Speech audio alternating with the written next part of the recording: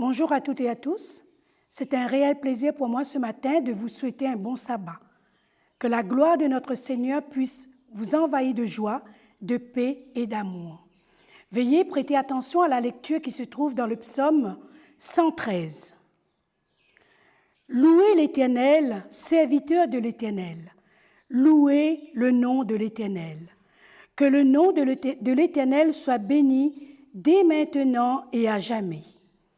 Du lever du soleil jusqu'à son couchant, que le nom de l'Éternel soit célébré. L'Éternel est élevé au-dessus de toutes les nations, sa gloire est au-dessus des cieux. Qui est semblable à l'Éternel notre Dieu? Il a sa demeure en haut, il abaisse le regard sur les cieux et sur la terre. De la poussière, il retient le pauvre, du fumier, il relève l'indigent, pour les faire asseoir avec les grands de son peuple. Il donne une maison à ceux qui étaient stériles. Il en fait une mère joyeuse au milieu de ses enfants. Louez l'Éternel. Amen. Prions. Notre Dieu, notre Père éternel, nous te remercions pour ce jour du sabbat que tu nous donnes. Merci aussi pour ta parole qui nous aide à avancer et qui nous permet, Seigneur, de te connaître davantage. Permets que nous puissions avoir ton Saint-Esprit et que ton Saint-Esprit puisse nous toucher et que nous puissions aussi mettre en pratique le message que tu vas encore nous dire. Bénis-nous encore abondamment et pardonne nos fautes et nos manquements envers toi. Et c'est dans le nom et dans le mérite de Jésus que nous t'en prions. Amen. Je vais vous lire le texte de base qui se trouve dans Galates 5, 22. Le fruit de l'esprit, c'est l'amour, la joie, la paix, la patience, la bonté, la bienveillance, la fidélité, la douceur, la tempérance.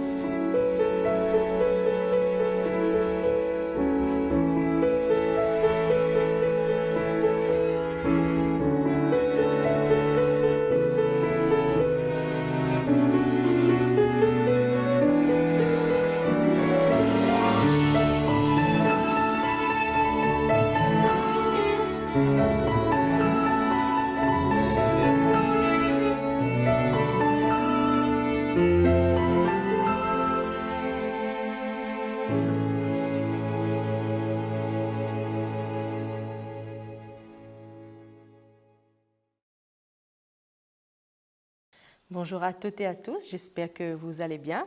C'est un réel plaisir d'être devant vous ce matin, et d'autant plus que ce sabbat est un sabbat spécial. C'est le sabbat End It Now qui a été organisé par le département MIFEM. Alors, End It Now, qu'est-ce que cela voudrait dire? Tout simplement de mettre fin. Arrêtons maintenant. Arrêtons les violences faites aux femmes, arrêtons les violences faites aux hommes. Arrêtons aussi les violences envers les enfants. Tout simplement d'arrêter cette violence que nous avons autour de nous. Et la question qu'on se poserait ce matin, c'est en quoi cela concerne notre Église? Eh bien, en tant qu'enfants de Dieu, je pense que nous devons être beaucoup plus impliqués, car nous savons que cela ne vient pas de Dieu.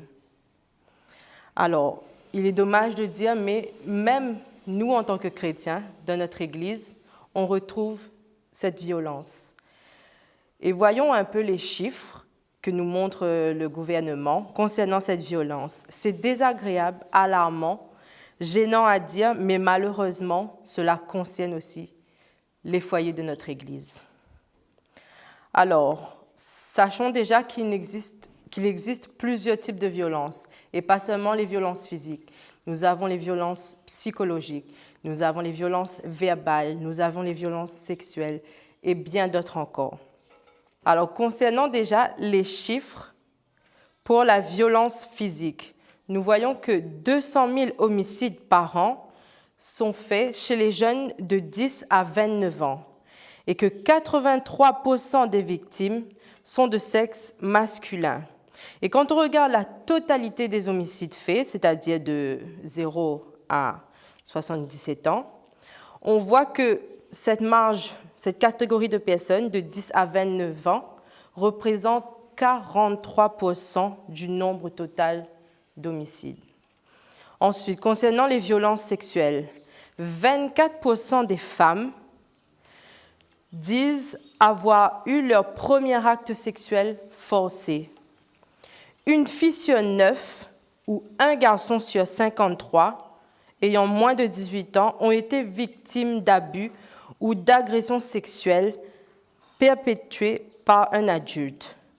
82% des victimes, moins de 18 ans, sont des femmes. Et on nous dit que les femmes de 16 à 19 ans sont 4 fois plus exposées et 9 viols sur 10 concernent des femmes. Et malheureusement, on nous dit aussi que ces personnes-là ont 4 fois plus tendance plus tard à devenir toxicomanes ou à souffrir du stress post-traumatique étant adultes. Aussi, on nous dit qu'elles sont 3 fois plus susceptibles de vivre un épisode dépressif majeur en tant qu'adultes. Nous voyons que les chiffres sont alarmants. Malheureusement, cela concerne aussi notre Église. Mais ne nous arrêtons pas là. Ce n'est pas parce que nous avons ces résultats-là que nous devons nous figer là-dessus. On nous dit aussi que ces violences se sont augmentées au fil des années grâce à Internet que nos jeunes fréquentent. Il y a aussi beaucoup d'agressions sur le net, comme la cyberintimidation, les agressions sur le net. Alors, si je vous ai rappelé ces chiffres, c'est tout simplement pour que nous puissions avoir une idée de l'ampleur que cela a, pour que nous puissions prendre conscience des dégâts que cela puisse faire sur la société. Et la question qui se pose, c'est où commence cette violence ? D'après vous, où commence cette violence? Parce que bien souvent, nous voyons la société, nous la jugeons. Nous jugeons nos jeunes d'aujourd'hui, ceux qui sont dans la rue. Mais la question est où commence cette violence? Et malheureusement, cela commence dans nos foyers. J'ose espérer que nos foyers ne sont pas concernés par les violences physiques, les violences sexuelles. Mais malheureusement, nous constatons que nous avons chez nous encore des violences psychologiques, des violences verbales, malgré que nous soyons chrétiens. Et oui, parce que la violence ne concerne pas seulement la violence physique. Cela ne concerne pas seulement ceux qui tapent, mais aussi ceux qui parlent mal, avec une violence. Il y a aussi le fait de négliger les enfants dans l'éducation. Cela aussi est une forme de violence. Les dépendances de l'alcool, les dépendances à la pornographie. La violence existe sous beaucoup d'autres formes que celle physique. Et concernant la violence sexuelle, nous avons quelques chiffres. 93% des viols commis sont des personnes connues de l'enfant. 34% de ces viols sont un membre proche de la famille ou des amis. Et seulement 7% sont des personnes inconnues à l'enfant. Alors nous voyons à quel point c'est grave et que cela concerne déjà le foyer.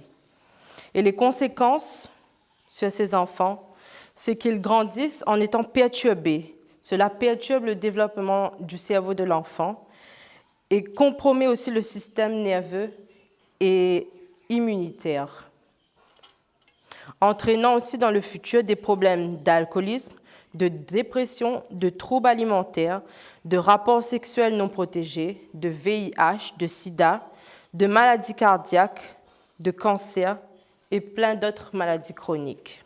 Mais observons maintenant l'enfance du Christ. Comment a été celle du Christ? Je vous invite à prendre avec moi Luc 2, verset 52. On nous dit dans Luc 2, verset 52, « Et Jésus croissait en sagesse et en stature et en grâce devant Dieu et devant les hommes. » Alors nous avons là 3 adjectifs qui définissent comment grandissait Jésus. Tout d'abord en sagesse, cela veut dire qu'il avait en maturité psychologique et spirituelle. Ensuite, en stature, cela nous dit qu'il avait une santé et une force physique.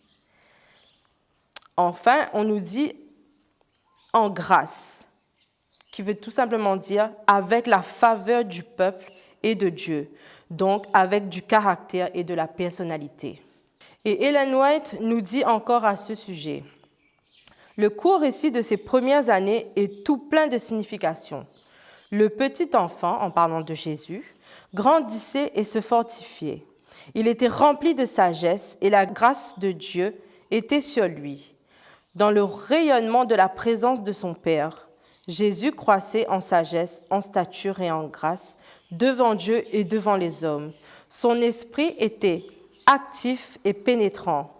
Il était plus réfléchi et plus sage que les enfants de son âge. Son caractère avait un équilibre magnifique.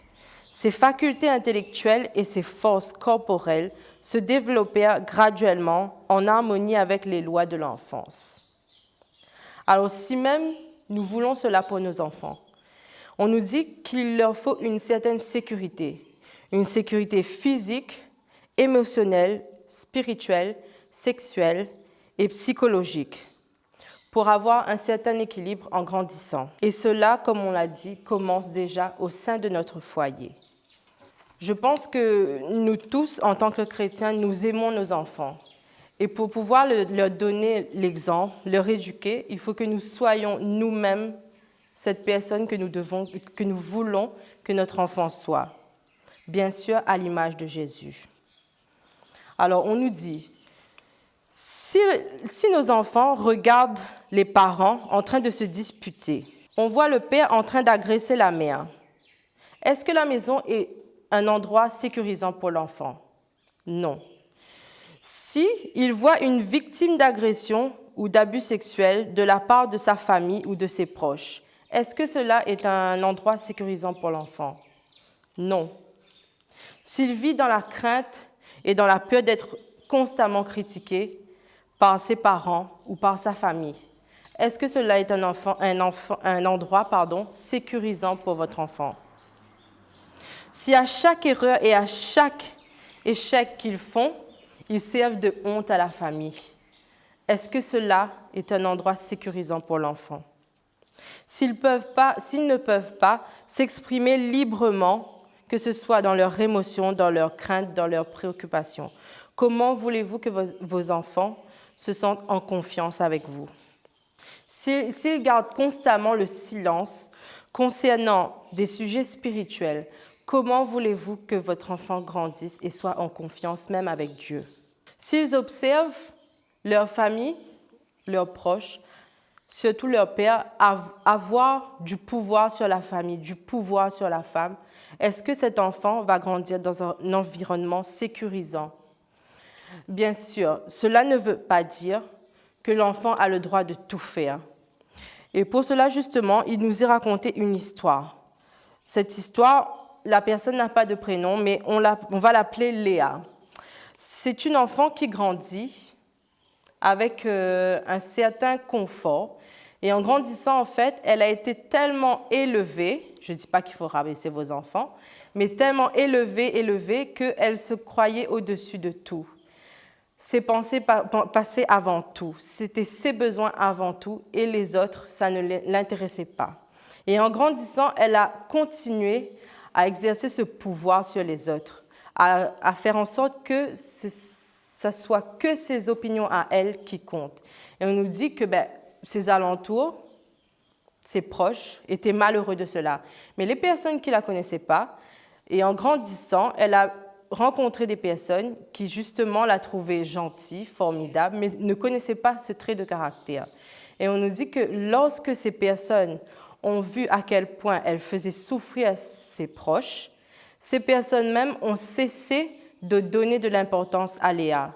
Et on nous dit que c'est à partir de ce moment-là que son entourage a commencé à guérir. Et on nous dit que même Léa, au final, elle ne se sentait pas heureuse parce qu'elle n'avait pas ce bonheur que procure le fait de rendre service aux gens, d'aider les gens et de faire passer les autres avant. Et voilà, si je vous dis cela, c'est tout simplement pour vous montrer comment l'éducation a un impact sur nos enfants, mais aussi sur son entourage et même sur la société. Les enfants que nous élevons, il faut savoir que ils vont aller à l'extérieur. Nous ne devons pas faire de ces enfants des enfants capricieux, ou lorsqu'ils auront besoin de quelque chose dans leur travail, ils le voudront absolument. Parce que peut-être que nous avons laissé passer, nous avons passé sur les caprices, mais en dehors, ce ne sera pas pareil. Nous ne pouvons peut-être pas contrôler le monde entier, tout ce qui se passe dans le monde, mais ce qu'on peut peut-être déjà faire, c'est changer ce qui se passe chez nous. Car si chacun d'entre nous fait ça, forcément, on aura une société meilleure. Je vous invite à prendre avec moi Galates 5, verset 22, qui nous dit « Mais le fruit de l'esprit, c'est l'amour, la joie, la paix, la patience, la bonté, la bienveillance, la fidélité, la douceur et la tempérance. » À l'Église, nous parlons souvent de ces fruits de l'esprit et nous aspirons souvent à vouloir les avoir. Mais c'est uniquement à l'Église qu'on en parle. Mais lorsque nous sommes chez nous, est-ce que nous pensons à appliquer cela chez nous? Est-ce que nos foyers vivent avec ces fruits de l'esprit? Lorsque nous rentrons chez nous, est-ce qu'il y a de la joie? Est-ce qu'il y a de l'amour? Est-ce qu'il y a de la paix? Est-ce que nous avons de la patience envers les personnes de notre foyer? Est-ce que nous les traitons avec douceur, avec tempérance? Ou plutôt avec des hurlements, avec des cris, avec des insultes, avec des mots violents? Nous cherchons parfois à avoir le pouvoir, ce pouvoir que Dieu a, sans forcément avoir son caractère. Nous ne pouvons pas avoir du pouvoir sans avoir le caractère de Dieu. Nous ne pouvons pas éduquer nos enfants en voulant toujours avoir le pouvoir, en voulant toujours avoir le contrôle. N'oublions pas que nos enfants aussi, ils ont ces émotions. Ils ont leur personnalité. Chaque enfant fonctionne différemment. On dit qu'en ayant un comportement abusif, on n'arrivera en aucun cas à élever nos enfants comme il se doit. Nous oublions qu'en voulant exercer ce pouvoir et ce contrôle, nous y sommes en train d'imiter Satan. C'est Satan que nous imitons en faisant cela, car lui-même a voulu prendre le contrôle de tout, à vouloir posséder tout et à vouloir avoir le pouvoir sur tout. Alors que Jésus, lui, il est là pour donner de l'amour, de la vérité pour le salut des âmes. Donc, que ce soit dans nos foyers, dans notre éducation vers nos enfants, dans nos relations avec nos conjoints, nos conjointes, notre famille, nos parents, nos enfants, nos amis, et même à l'Église, nous devons le faire avec le caractère de Christ. Alors, la question qui se pose, chez vous, comment ça se passe? Est-ce que l'éducation est basée sur l'amour, la patience, la bonté, la bienveillance de Dieu, ou plutôt sur le caractère de Satan, qui est la force, la ruse, la tromperie, l'intimidation, l'isolement, la séduction, la corruption? Telle est la question ce matin. Le problème est que nous cherchons à avoir le pouvoir de Dieu sans avoir son caractère. Et par la suite, nous nous plaignons, nous avons le cœur brisé quand nous voyons comment sont nos enfants grandissant et on se plaint de leur caractère, de leur manière de parler. Mais sachons que les enfants y réagissent comme un miroir. Tout ce que nous allons dire, tout ce que nous allons faire, ils vont le répéter. Et en grandissant, cela va devenir normal pour eux. Ils vont commencer à nous manquer de respect, nous insulter et même nous imiter dans notre manière de parler. Et il y a un proverbe que beaucoup d'entre nous connaissent, c'est que les chiens ne font pas des chats. En général, ce proverbe est utilisé pour dire tout simplement que la manière d'agir de l'enfant, c'est tout simplement la manière d'agir des parents. Et en général, ce proverbe est très péjoratif et utilisé pour critiquer un peu le comportement de l'autre. Mais ce matin, ce n'est pas ce que nous voulons faire. Nous voulons juste faire réaliser quel est le problème et où est la source du problème, c'est-à-dire dans notre foyer. On n'est en aucun cas là pour accabler les autres. Mais il nous faut comprendre que cet héritage que nous laissons à nos enfants est important pour l'avenir. Et justement, au lieu de nous attarder là-dessus, cherchons justement quelle serait la solution à ce problème. On nous dit que premièrement, ça serait de rompre le silence, mettre le sujet au grand jour. Et dans Jean 3, versets 19 à 21, je vous invite à prendre avec moi. Jean 3, versets 19, 21, on nous dit « Et ce jugement, c'est que la lumière étant venue dans le monde, les hommes ont préféré les ténèbres à la lumière, parce que leur œuvre était mauvaise. Car quiconque fait le mal est la lumière, du verbe haïr, est la lumière, et ne vient point à la lumière, de peur que ses œuvres ne soient dévoilées. Mais celui qui agit selon la vérité vient à la lumière, afin que ses œuvres soient manifestées parce qu'elles sont faites en Dieu. » Donc nous voyons là que Dieu nous dit, nous ne devons pas cacher ce problème. Au contraire, pour le régler, il faut le mettre sur la table. Il faut en parler. Même si cela est dur à admettre, même si cela fait mal, il faut en parler. Deuxièmement, on nous dit qu'il faut aspirer à créer un foyer reflétant le caractère de Dieu, l'amour, la compassion, la patience, la joie et tous les traits de caractère de Dieu. Comment pouvons-nous dire que nous sommes des enfants de Dieu si nous agissons avec violence dans nos foyers? N'oubliez pas qu'à l'inverse des fruits de l'esprit, nous avons aussi les œuvres de la chair. Je vous invite à prendre avec moi Galates 5, versets 19 à 21. Galates 5, versets 19 à 21 nous dit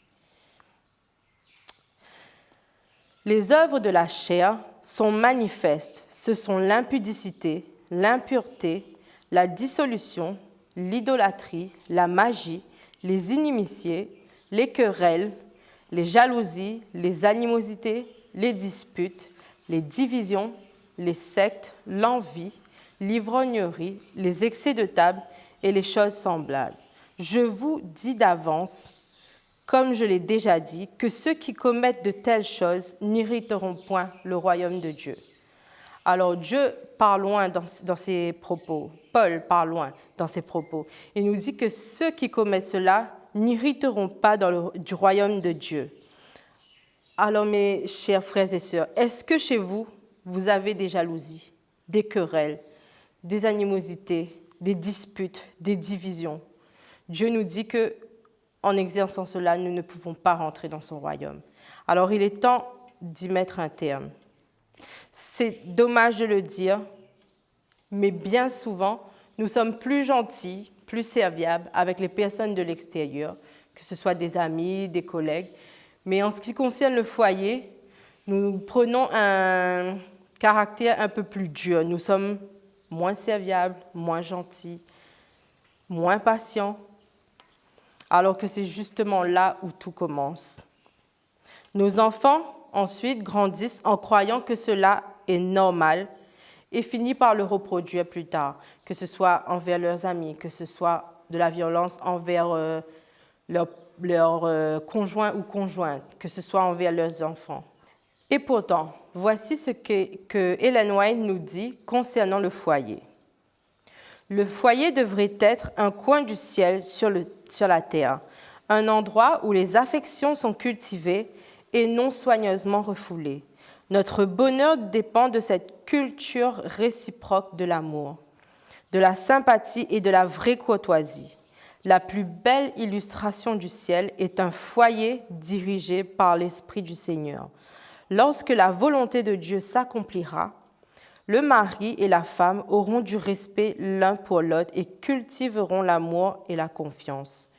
N'oubliez jamais que vous rendez votre foyer lumineux et heureux pour vous-même et pour vos enfants en vous attachant aux vertus du Sauveur. Des difficultés peuvent surgir, elles sont le lot de l'humanité. Que la gratitude et la bonté illuminent votre cœur, même aux jours les plus sombres. Le foyer peut toujours être un endroit où des paroles gaies sont prononcées et où des actes de bonté sont accomplis, où la courtoisie et l'amour sont des hôte permanent.